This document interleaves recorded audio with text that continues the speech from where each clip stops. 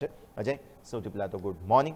જણાવો આજે કયા કયા કાઉન્ટર્સ પરિણામો સમાચારોના બેઝિસ પર આપણે વોચ લિસ્ટ એડ કરી રહ્યા છીએ.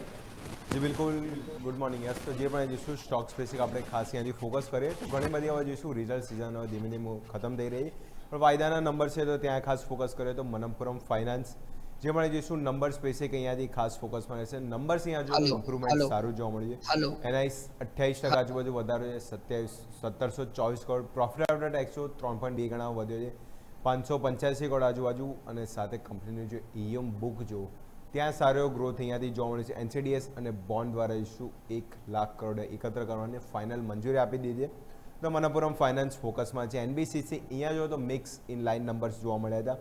આવકમાં 5% ઘટાડો છે.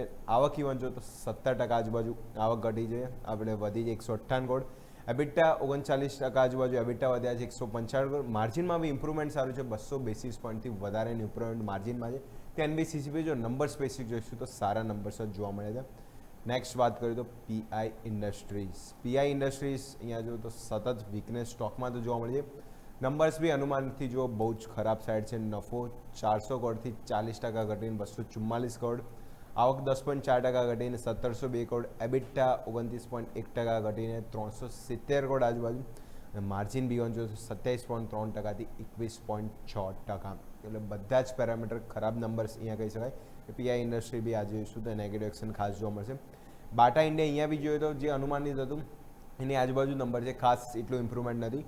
નફામાં 23%નો ગ્રોથ છે, 63 કરોડ. આવક ઇવન જોઈએ તો ફ્લેટ સાઇડ જ જોવા મળે છે, 4%, 989 કરોડ આજુબાજુ. એબિટા 2.6% વધ્યા છે. માર્જિનમાં જો તો ઘટાડો જોવા મળે છે, 21.1%થી 20.8% આજુબાજુ.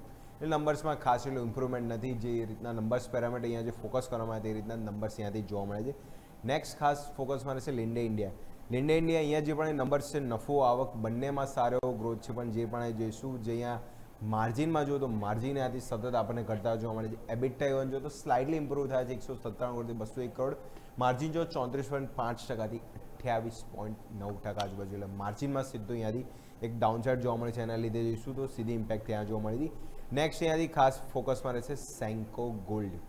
જે અહીંયા નંબર્સ જોઈશું, નંબર્સમાં નફામાં ઘટાડો આવે છે 3.8% આજુબાજુ. સેન્કો ગોલ્ડ આપી દે કોઈ આવક ઇવન જો તો 67.4% આજુબાજુ છે, 3056 કરોડ આજુબાજુ. એબિટા 16.3% વધ્યા છે, 214 કરોડ. માર્જિન ઇવન જો તો 10.8%થી 7.0%. અને કંપનીએ જોઈશું તો 8 નવા જોઈશું તો નેટ શોરૂમ પણ અહીંયાથી જોઈશું, ખાસ કંપની નવા એડ કર્યા છે. સેન્કો ગોલ્ડ બી નંબર સ્પેસિફિક જોઈશું તો સારા જ છે, એટલે નફામાં થોડું ડિક્લાઇન છે, એના લીધે અહીંયાથી છે. નેક્સ્ટ અહીંયાથી જોઈશું તો મેન ઇન્ડસ્ટ્રી બી ફોકસમાં છે. જે પણ અહીંયાથી નંબર્સ જોવા મળે છે, નંબર્સમાં સુધારો સારો છે. અને જે સ્ટીલ કંપનીઓ ચાલી રહી છે તો મેન ઇન્ડસ્ટ્રી બી અહીંયાથી ફોકસમાં છે. આવક ઓલમોસ્ટ 40%નો ગ્રોથ છે. નફો ઇવન જોઈએ તો ડબલ ઉપર થયો છે. એબિટા ઓલમોસ્ટ ડબલ થઈને 144 કરોડ. અને માર્જિન 300 બેસિસ પોઈન્ટનું ઇમ્પ્રુવમેન્ટ છે, એટલે અહીંયા બી સારા નંબર્સ જોવા મળે છે. અને લાસ્ટ જો નંબર્સમાં વાત કરીએ તો લેન્ડમાર્ક કાર્સ અહીંયા બી જો બહુ જ સારા નંબર્સ કહી શકાય. નેટ પ્રોફિટ 98%નો જમ્પ છે. આવક ન જોકો તો 22.7%નું ઇમ્પ્રુવમેન્ટ છે. એબિટા 17.9%, 72 કરોડ આજુબાજુ. માર્જિન સ્લાઇડલી અહીંયા જોવા મળે છે 5.75થી 5.52, એટલે ખાસ એટલું નથી, પણ નંબર્સ ઇવન સારા જ જોવા મળે છે.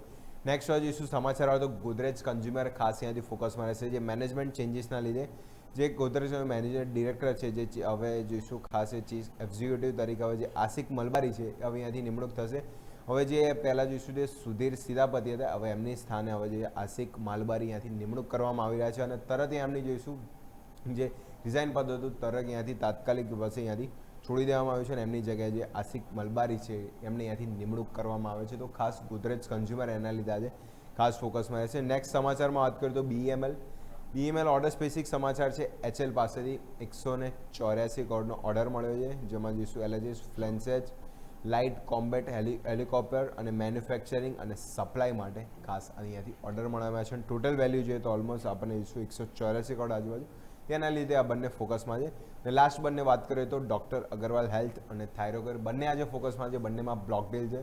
અને કરંટ માર્કેટ પ્રાઇસથી જો તો ડિસ્કાઉન્ટ પર બ્લોક ડીલ છે, તો બ્લોક ડીલના લીધે અહીંયાથી પણ ખાસ રિએક્શન ખરીદનું રહેશે. એના લીધે બી અહીંયાથી ફોકસમાં રહેશે.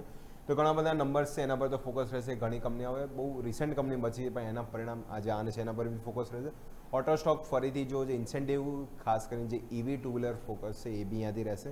ખાસ કરીને જે પરિણામ સ્પેસિફિક છે એ બધા સ્ટોક આજે રડારમાં રહેશે. ઓકે, તો આ તમામ સંકેતો છે કે જેને ધ્યાન પર રાખીશું. આભાર અજય આપનો અમારા સાથે જોડાવા માટે અને આ તમામ ડિટેલ્સ